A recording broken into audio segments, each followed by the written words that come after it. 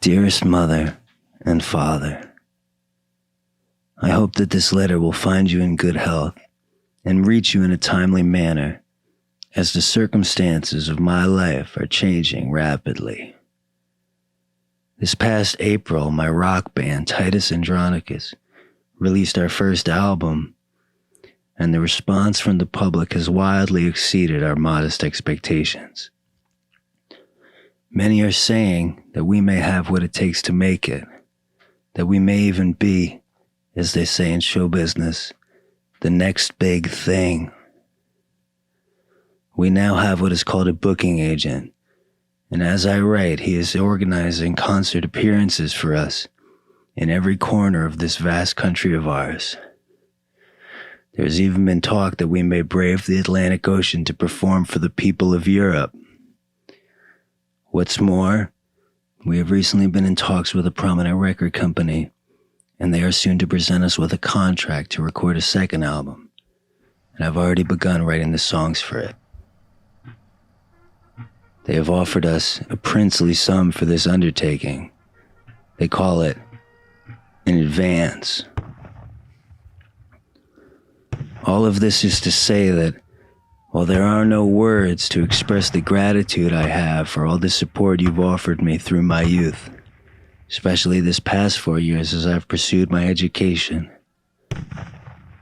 I will not be going to graduate school this autumn.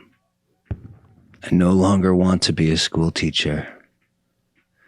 I want to be a rock star. The music industry is fickle and harsh, and many have failed at what I am about to attempt. But I refuse to one day look back on my life and wonder what might have been. I need to know for sure if I am the man that I believe myself to be in my most fanciful and open-hearted hours. And there's only one way to find out. I won't be coming home as much anymore, but please know that you will never be far from my thoughts as I embark upon this, the adventure of a lifetime. Very sincerely, your faithful son, Patrick Stickles. Summer 2008.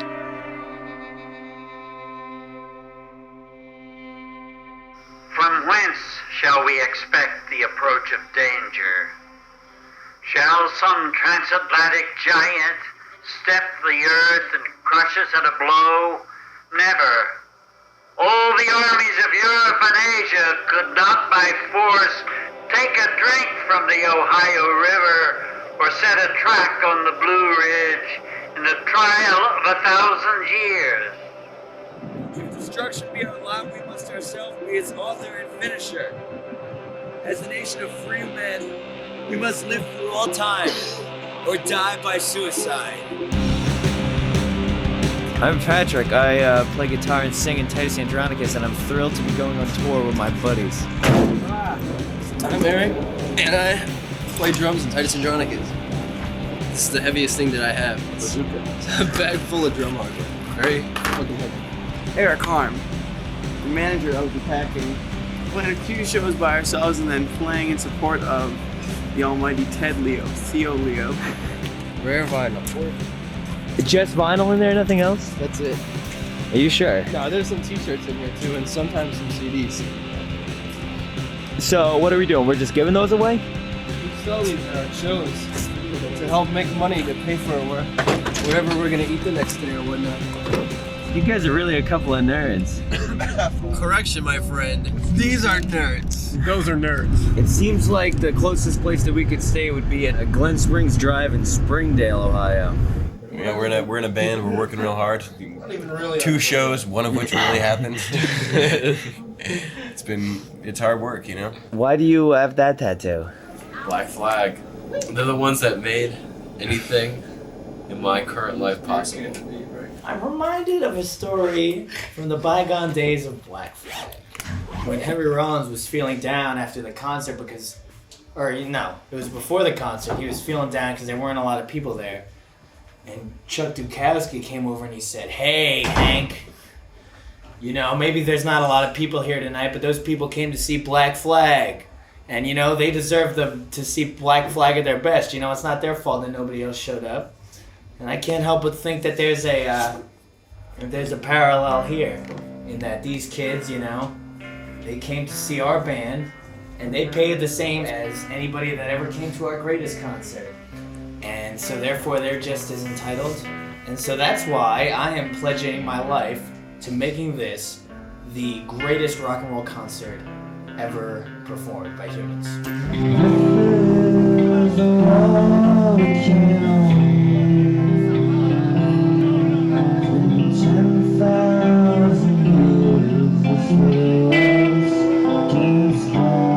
What about the show, though? What about the performance? It was poor. It was very poor. But we played a lot of new songs, and I think it. I wish we could have played that first song better, but it was only like the second time we ever played it all the way through.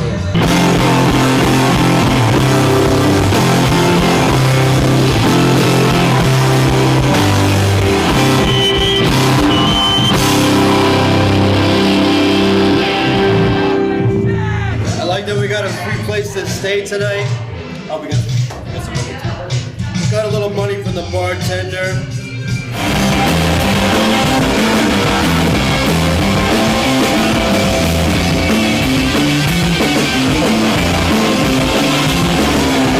Some kids came out to see us. They really seemed to like it, even though the show wasn't advertised on the website.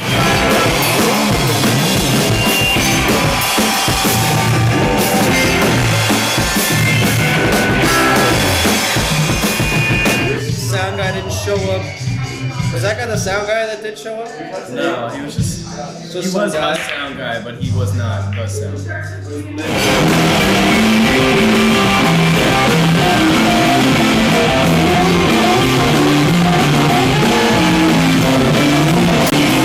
You can't turn your back on a band who plays to 4 fucking people, man. Like that is some dedication and fucking good fucking music, man.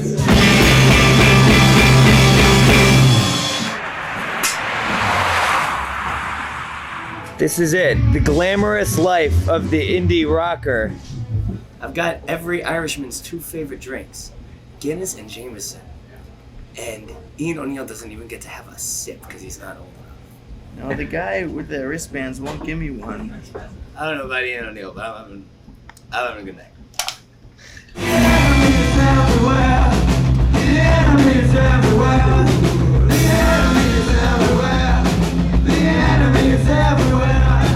So Ian, you're about to turn 21. How do you feel?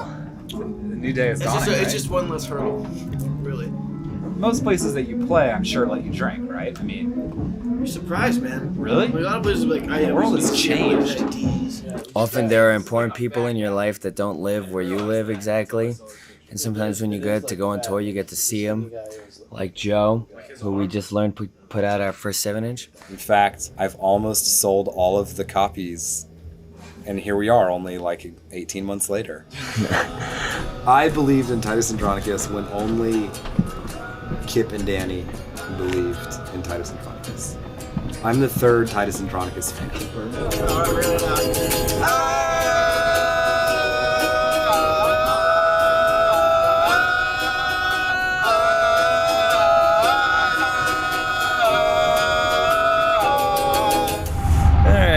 According to a note on Ted Leo's website today, the populist punker has canceled some forthcoming tour dates in order to attend to a personal emergency.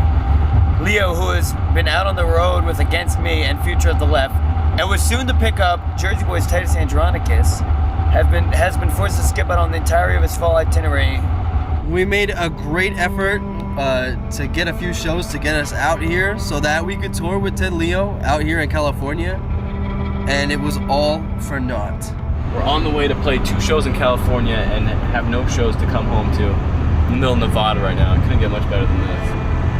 I am now the most miserable man living.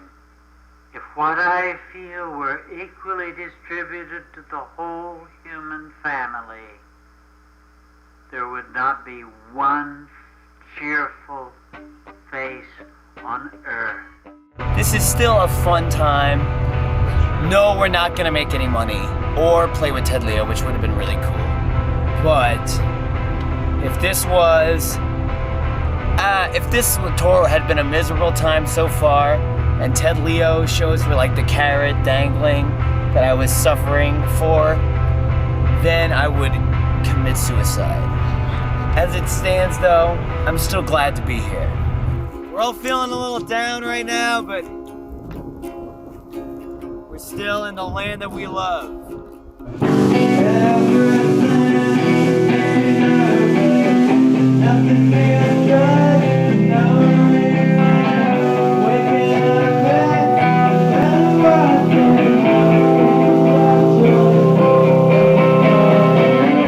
Pitchforkmedia.com, Thursday, 10/30/08, 1 p.m. Titus Andronicus signs to XL.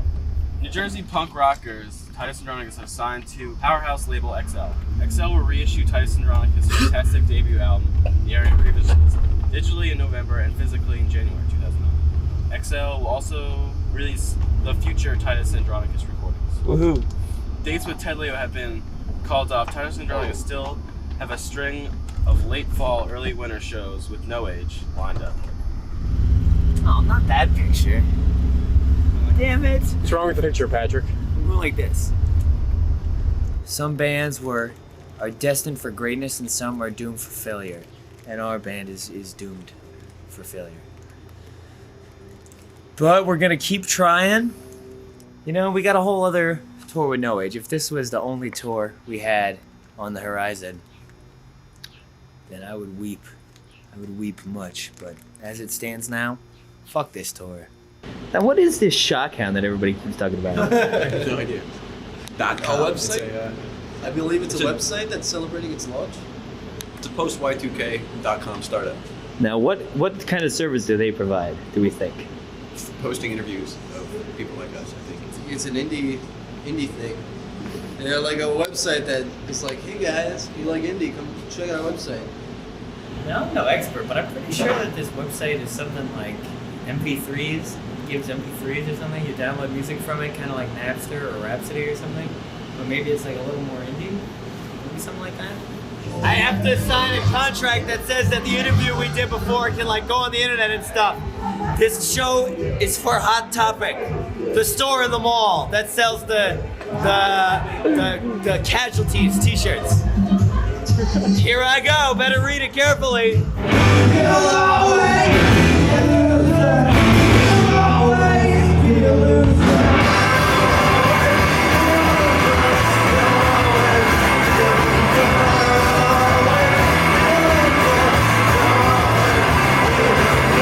The work shall be entirely Hot Topic's property in perpetuity throughout the universe. Not just Earth, the whole universe.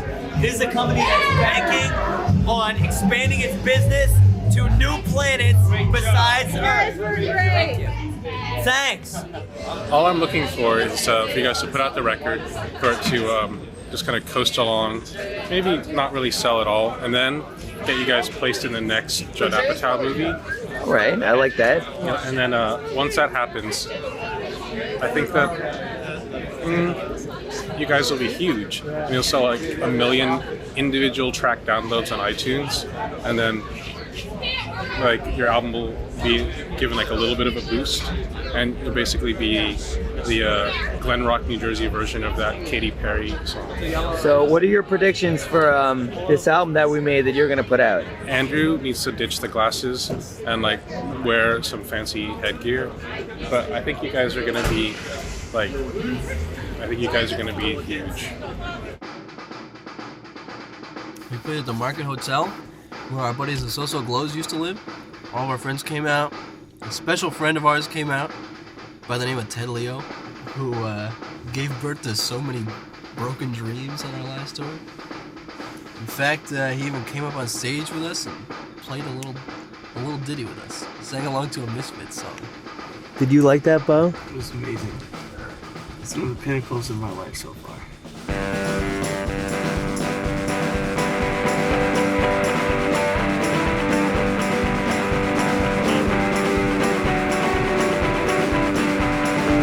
Here's to the open road. I was asking Andrew about what kind of amenities you guys now have. And I thought there would be a lot more. There's not. You don't have someone to buy you sandwiches. No. Are you guys doing a band interview? Sort of. Sorry, I like your band. I just wanted to say hi. So you just proved me wrong, I guess. Right? What? You got someone to buy you something. I guess sandwich. that's true, yeah. There's drinks. We're getting there. No Age got a lot of apples as well. So amazing. And No Age got a sound check. Get over it. No Age, Yeah, man. but that'll They get it bounce all. back. St. Louis, Missouri. In fact, we'll be going back there in January, won't we, guys? We will. With Los Campesinos. January, February? One of those. 2009? This is a song that we wrote after the first time we came here to play at the ringside in Durham. Anybody been there? Yeah, what's your name? That's all the fun we had. This song is called Themes and Cheers.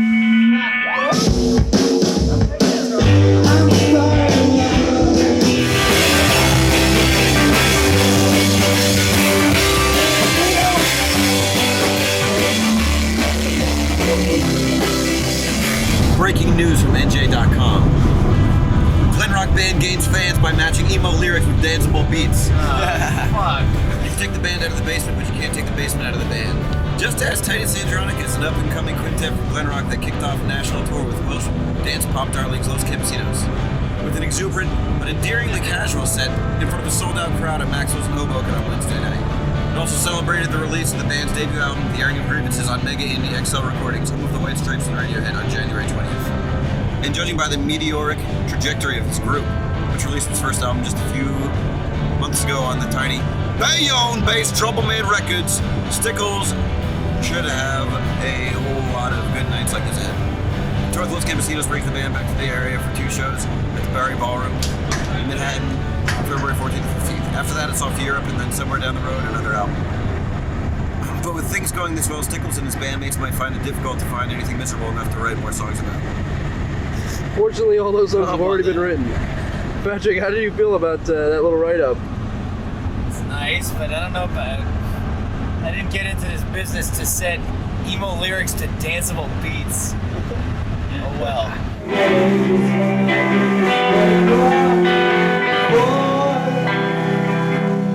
I went to my bank and I was trying to get a cash advance on my credit card to pay my health insurance for the next couple of months while I'm gonna be away. And they were giving me shit and wouldn't do it. Are you enjoying it? I'm enjoying it more than I enjoyed my disastrous Radio 1 interview. You did a Radio 1 interview? For who? Zane, what's his name? Zane Lowe. You did a Zane Lowe interview? Yes, I did. That's big. And it was bad? Well, I'll tell you, our album, not to toot my own horn, was the album of the week on Radio 1 this past On week. Zane Lowe's show, that's pretty. That's massive. I was just explaining to them about how Tables have turned. apparently somebody had sent some Radio 1 person had sent an email to our label in England being like, oh, that interview Patrick did on Radio 1 was really shit. What? Like, he didn't know what was going on. The interview just wasn't as good as it should have been. And so the guy who works at our label in England wrote me and was like, all right, if you're going to be out there, like, you haven't got a manager or anything, you need to stay on top of these things because, like, this program's going out to, like, 4 million people. This, maybe that doesn't mean a lot in America, but in England, this is, like, really important. I was rubbish in that interview, apparently.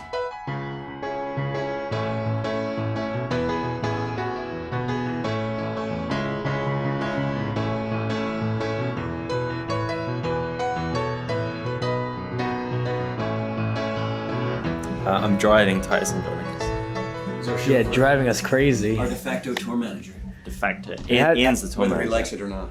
How'd you get that gig? The guys at your record label made me do it. And you're one of those guys. I'm one of those guys. What record label's that? That will be XL Recordings. Last night was a success by your standards? It was a big success. Everyone loved you. Sold some t-shirts. 3 t-shirts. 1 record. It's not bad. 1 CD. Oh, it's good. 1 CD. It's pretty good. People, like, rarely do I see a band I've never heard. I want their t-shirt. But, you know, the fact of the matter is, I just often don't have money to go to the barber. It's true that you never had long hair before, right? No, I used to have really long hair back in high school.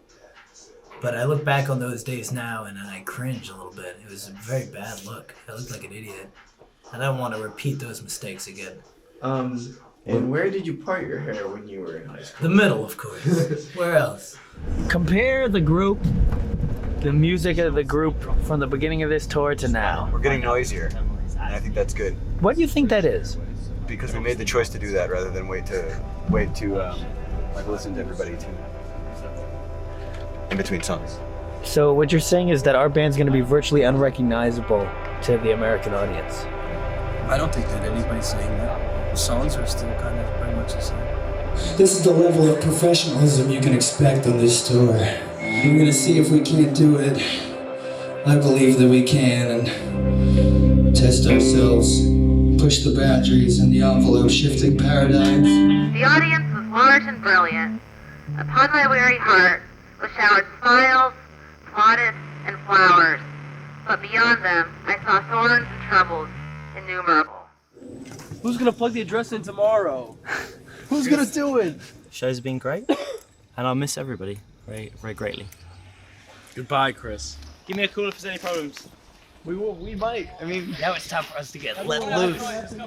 Let's go nuts starting now. Oh no! Running crazy in the streets. When I take over driving on the wrong side of the road in a stick shift car, I've only driven stick shift around Brooklyn like for an hour. Where are we going?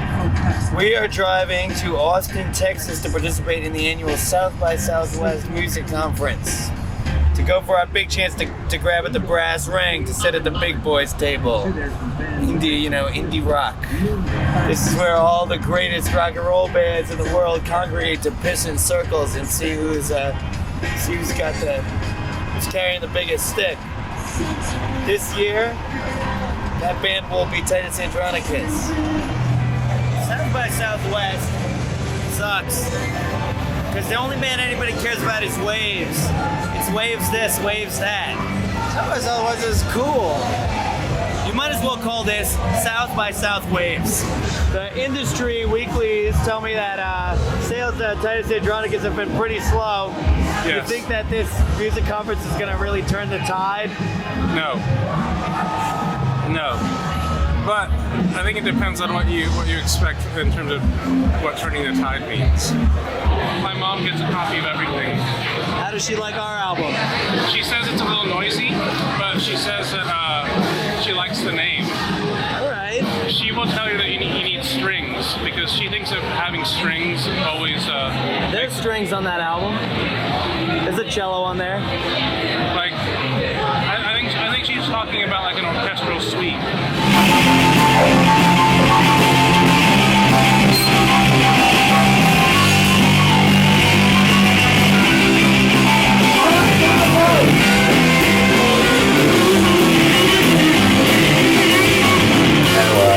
Neil came to be in Titus Andronicus. Yeah, over the summer he wasn't in the band. Undying desire to be on the road at all times, and that is very suitable for where we are right now because I don't think it's going to end anytime soon.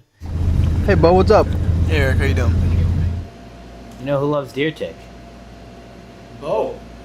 Maybe he's practicing with his other band. His only his band. band, yeah. His one and only band. It's too bad. He loves deer tick so much. I was thinking about him this morning when we were at Waffle House. What's up, dude? Whoa. Just rocking out with deer tick to some John Mellencamp. I feel like such an asshole. Yo, Ian! What? The car's dying. Hear that noise? Hell yeah, man. Noise rock. Merzbow. So I just got off the phone with Ted Leo and had to tell him that we weren't coming to Buffalo tonight. But after having to miss out on 10 shows with Ted Leo that we drove to California for rather than just Jackson Center, Pennsylvania, this is a pleasure. We were going to Buffalo, we had a show to plan, but the man moved down today. Now Ian is in a bad mood, cause his expensive band gave him some attitude. The tow truck guy got a little delayed, and so he didn't pick us up in time for us to go to the mechanic, which closed at 5. So as a result, we didn't play tonight's concert in Buffalo, New York. You might have to walk 7 miles to get our car tomorrow. And then drive 8 hours to East Hampton, Massachusetts to play in a high school gymnasium. What do you think, Liam? I think we can do it. We got an ETA of 9:26. I'm going to be able to get that down to 9 o'clock with my ballsy style. Jesus Christ, Patrick. I should take it down a little bit. It said 55 a minute ago. And that says 25. Okay. So this is a song about driving to Massachusetts.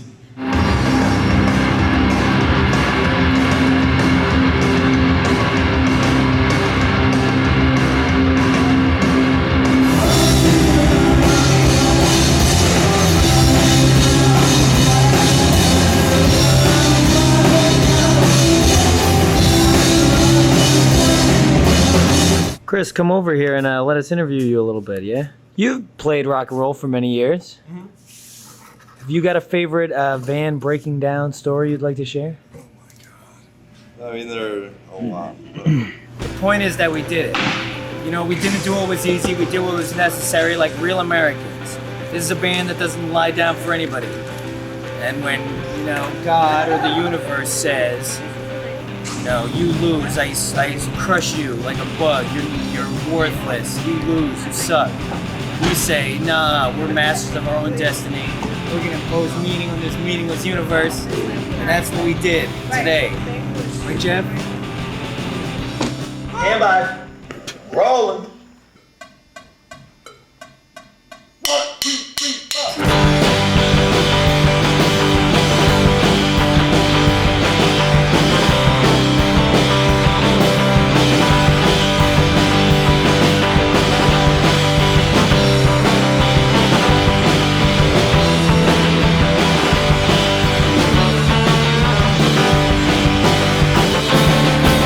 I'm just hanging out in New Paltz at Marcata Recording right now, hanging out with my buddies from Titus Andronicus. I actually played on the one other album that exists. No shit. I played the drums on it. Oh, where'd you record that? Right over here, same place.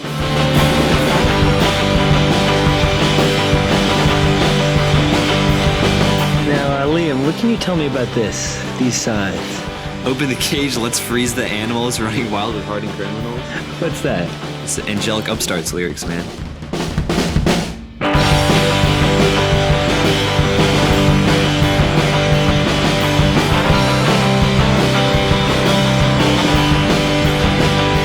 How do you think the album's coming and sounding so far? You're the first outsider to hear it. What do you think? I am blown away, quite frankly.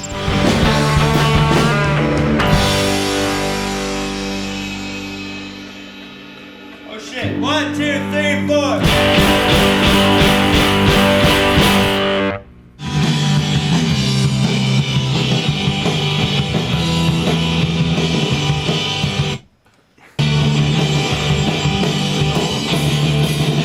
Pretty big mistakes for me that I wonder how they affected the rest of the team.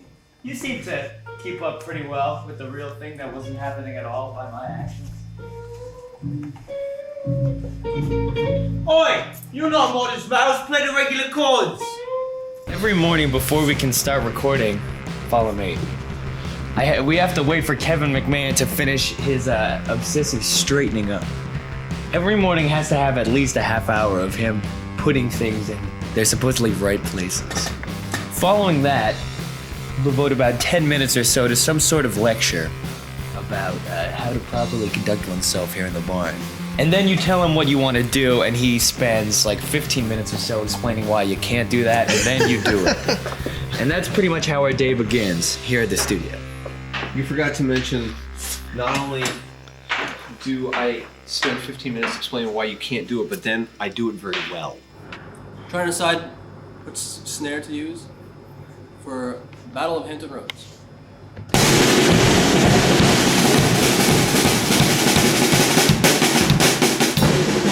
Oh, I stuffed him! I guess the discussion about the different snare drums doesn't hold a lot of interest to you. It's not so much for me. Sounds really good, yet there's so much to be done. It's only going to sound better, which is exciting because it sounds really good right now. Look, Kevin, I fucking caught a frog. Holy shit! Fucking stop hopping all over the fucking Jesus. Let's just fucking take this frog outside before we. Oh shit! Oh Christ! Frog!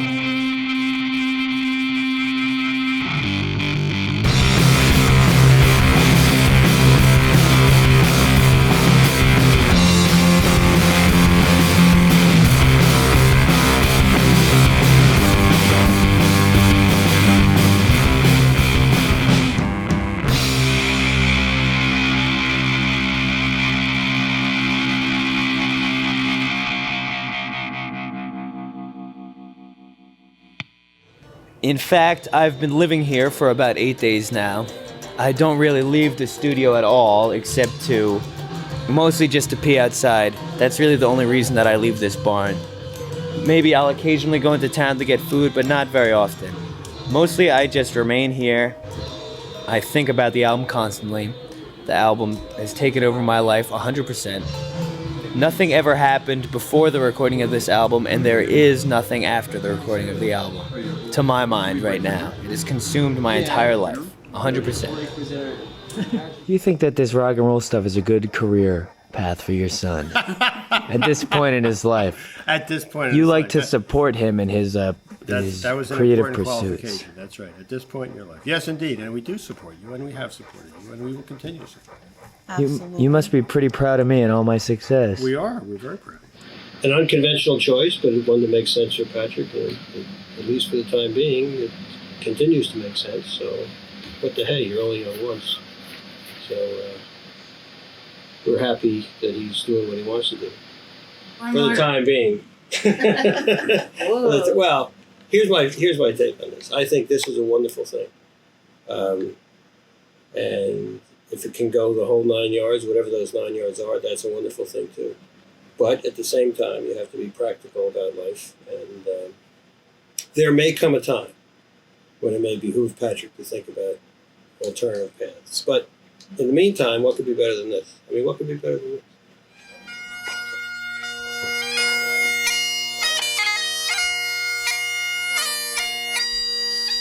We came up with a list of fake album titles under thinking that with every blog that we posted, we would say, here's the first song from our new album X. And it would be different every time, you know?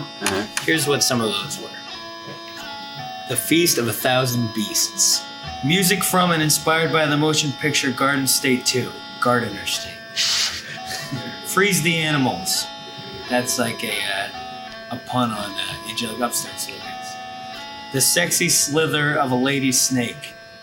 On our way to Baltimore to do some jam sessions with some guys from Ponytail, some people from Wyoke, have them play guitar, read some stuff, sing some stuff, just have fun, eat some food, have some laughs, just rollerblade, maybe engage in mind sex, I don't know. I'm calling up Dustin Wong. Well, hey, we're gonna be at your house in like 10 minutes, okay? Okay. You getting psyched to play the guitar? I'm definitely psyched. I don't have a concrete thing, but You got some ideas. You got some clay for us to mold. I'm working it. Nice, dude. Well, we'll see you in about 10 minutes, okay? All right, man. Great guy. Hey! Little Dustin. Look, here he Hello. is. It's Dustin. I'm Liam. I'm gonna probably sing on some songs and also maybe play this guitar on all of your songs. I'm just gonna do it over dub of this. And the whole record the entire time. I guess after all this playing together, we've probably become pretty good buddies, huh? It would appear that way. I think probably I'd say. I'm still trying to pick through your wry humor though. Yeah. Figure Well, out. I mean, if we're really pals. No, we're really buddies. We're definitely really That's buddies. why. We're That's buddies. why we wanted to get you guys involved. I figured you probably wouldn't this ask us album. to find your record if we weren't really buddies. It's true.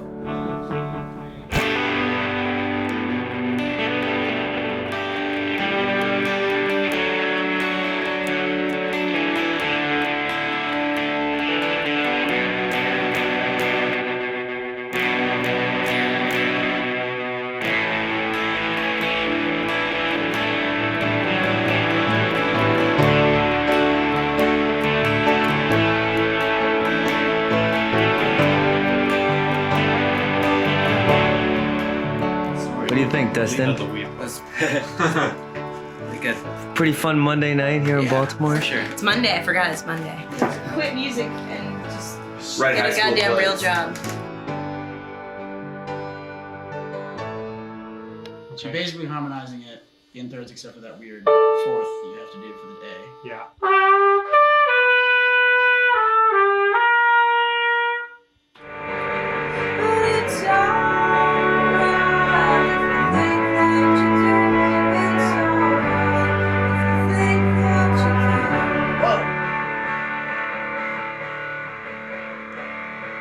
That was awesome.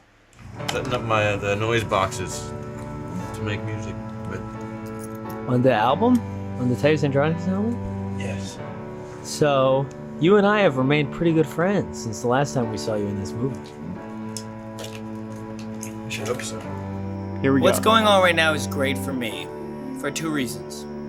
One, I am benefiting from Andrew's genius guitar playing without having to do anything. Two, I don't have to do anything because Kevin McMahon is doing all the recording. So I'm not even fucking pushing the buttons on the computer to record all this awesome noise Andrew's making. Kevin's doing it all. I'm just relaxing with friends. This is the first time in a while you've been able to do that. Yeah, it's great. I've spent the past Well, I 2 guess you did days. that when I I spent the past 2 days not only playing the guitar myself, but also fucking working the Pro Tools thing while Kevin fucking slept on the couch like a fucking loaf, like a big bump on a log. On the third verse, right before the fucking this one, you know, you just did this thing where you're like, woo! You just did like super fucking shoegazy stuff. Where? Titus Andronicus has had a lot of lineups. As you've learned in this film, it's very difficult to keep an indie rock band afloat in the climate of the day. And so when you got guys that aren't as thorough and as purebred as me and Ian and Eric, you tend to have a good deal of personnel turnover. Just because a lot of guys can't handle sleeping on the floor for 40 to 70 days at a time and eating out of gas stations every day. And now, if you'll excuse me, I have to go back with spending some quality time with some good friends.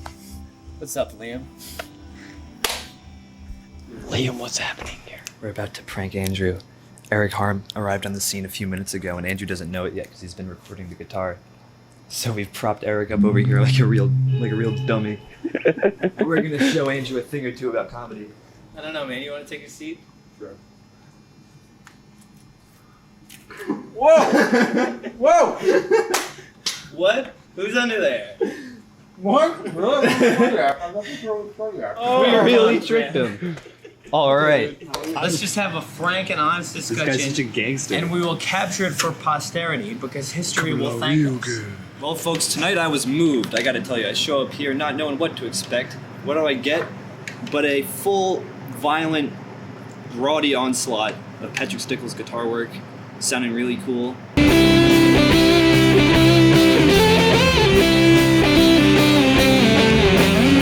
I'm looking forward to the extremely brutal. What did you say? Extremely brutal and what? Long day of intensive recording. Whatever. Hey guys, can I have your lighter? The extremely intense singing party. I have assembled probably the greatest team of singers yet put together in one room. Tomorrow night it's all going down at the singing party. We got Andrew Cedarmark, the voice heralded as being good on pitchforkmedia.com. Liam Betson, the master of modern 21st century folk music, whose Appalachian strumming has earned accolades on such websites as pitchforkmedia.com. There's Eric, winner of the, the fucking 2006 Bloomsburg Idol competition. Rounding out this septet is going to be Ian O'Neill and Julian Veronese from the mid-tempo country rock outfit The Birdcage, who are taking Providence, Rhode Island by storm as we speak. Well, me and my friend Julian, we drove from Massachusetts, from West Springfield, Massachusetts, to New Paltz to give whatever help we could to the new Titus Andronicus record. Good to see you. When it comes to this, How are you? Good. Oh, man. I'm Matthew Miller. I'm Patrick's cousin. I've known him since we were kids. he's been a phenom. He's just always had a strong passion for music, which I appreciate. And he's always he's done it for the love of the game, really. He hasn't, held back or done anything else. He invited me here to sing. I listened to some of the demos, and I'm not positive what I'm going to do specifically, but I'm looking forward to contributing to the new album. I like it a lot. I'm glad I'm finally a part of it, I love the band, I love the music. I'm honored to be here, really. With a team like this, I cannot fail. Second in command to Kevin, the guy who is going to help us with a lot of the arranging, using his extensive knowledge of music theory, is going to be Eric. I didn't know about this. Yes, you did! 1, 2, 3, 4.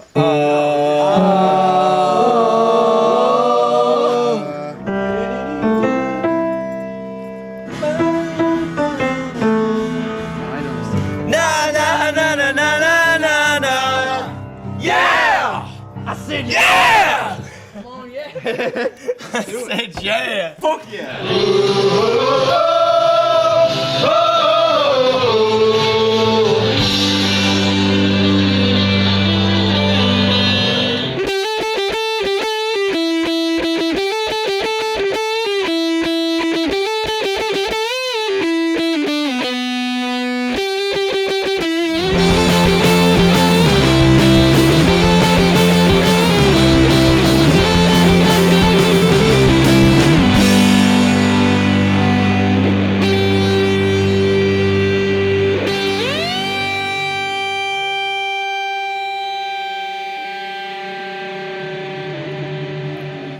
So what do you think? You think that this is going to be It's gonna be a hot record. This is going to be the one. You think we're going to blow the last record out of the water?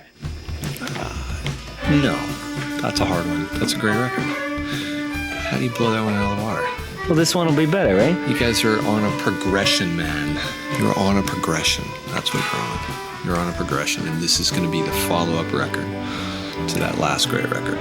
But this one's going to be more solid in ways. So yeah, maybe it'll blow the roof off a little bit. Maybe it'll just be you guys not making a shitty second record. How's that? That'd be good enough, right? I'll take that.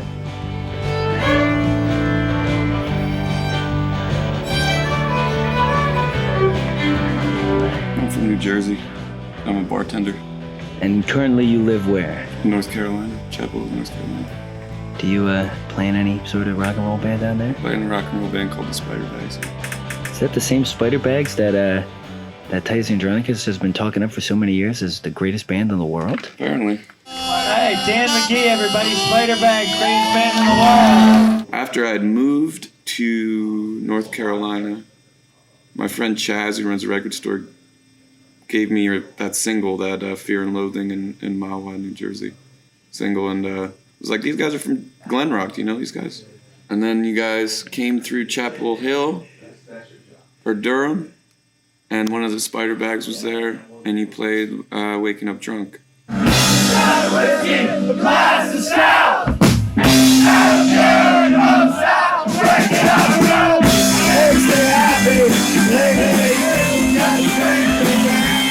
You're also the man that drove the farthest to be on this record. Well, that is my honor to be on this record. I'm sorry, Mama, expect a call from the neighbors tonight. All of my asshole buddies are coming over and they're feeling a little too alright. I'm sick and tired of everyone in this town being so goddamn uptight. But don't you worry, I'll do all the talking when they turn on the flashing lights.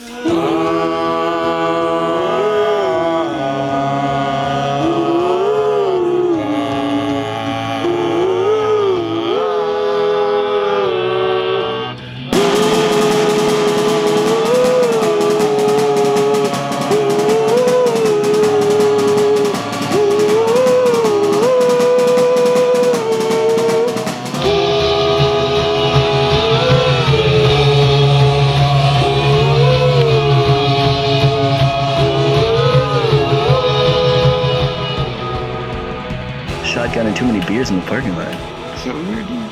Yeah. It all starts to blend together after a while. And outside, we were talking to you guys, and you said, hey, what you playing a band too? What kind of band you playing? And I said, oh, it's like an indie rock band. And you're like, pretentious indie band. Oh, great. You're really pretentious. Why do I sound like Elvis Presley? I don't know. Don't worry about the impression. Real pretentious. Yeah, but so what do you think? You still think it's pretty pretentious? Yeah, it's pretty pretentious. Sitting over here talking about fighting warships. No, it's not pretentious at all. Damn it, you tried to tell me there ain't no more Rolling Stones. And they're gonna be laughing at you. Hey!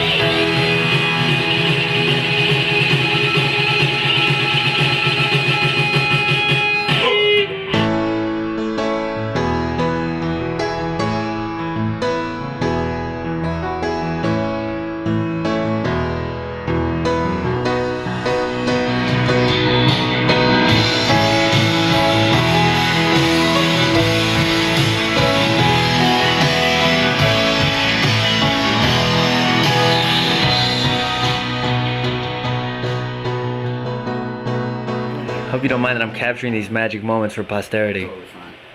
This is going to provide an invaluable insight into the creative process. You said that last time. It's still true.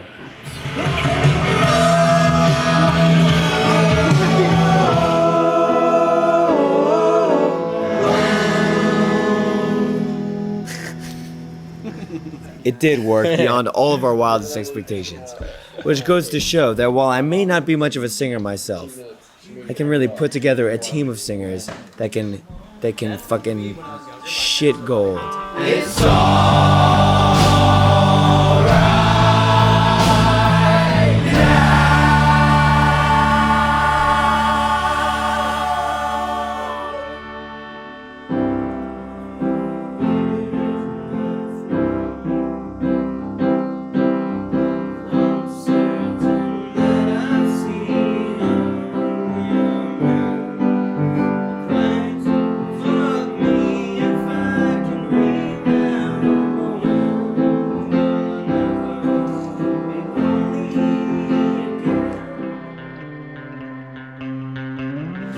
Now we're wrapping up the basic tracks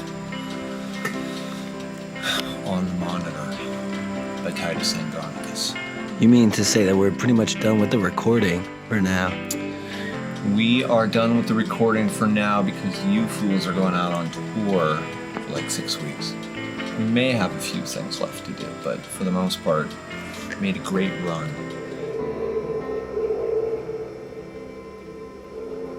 The recording process for the Monitor has, in my 20-some-odd years or however long it's been hands down the most demanding work that I've ever performed. We'll actually reach people across the board, from punk rockers and hard rockers banging their heads as hard as they can, and shoegazers freaking out, philosophers and poets dropping to their knees and weeping.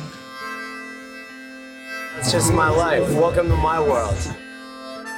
What would you say was your favorite moment of the recording process? I think maybe the first time we heard a little surprise at the end of Fourscore. That was like a pretty stellar moment.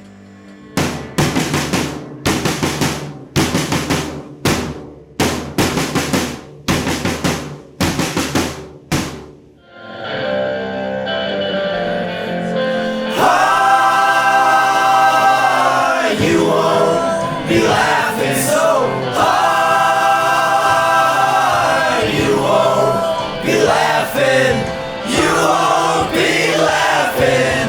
You won't be laughing. You won't be laughing. You won't be laughing. You won't be laughing. You won't be laughing so hard. Part of me that has faith in humankind thinks that people will be deeply moved by this record, actually.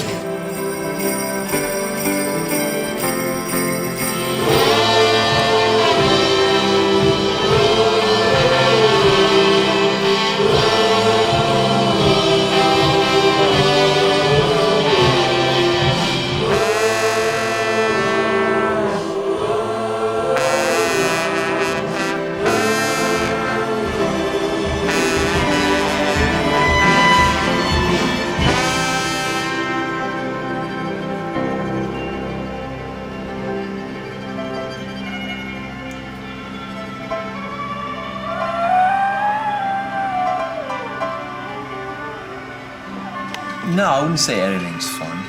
I don't know. Was building the Brooklyn Bridge fun? I don't know. I think there's a little bit of that. There's a lot of work to do, and we will be crafting like a great piece of work that I'm privileged to be a part of. So, in that sense, I will take on my duty in a very thankful and diligent way.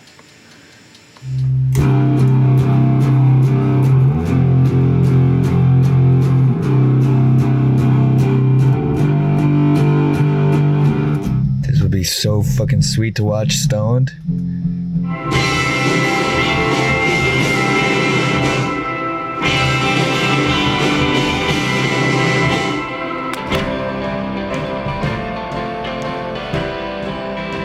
Feeling a little bittersweet. Been working on the record for so long. The first step in the next year of our lives. We're like 18 months ago. Yeah. As I said before, I feel much like a parent sending their child off on the first day of college. You just gotta hope that we prepared it right to make it in the big scary world, but we gotta accept that there's nothing more that we can do.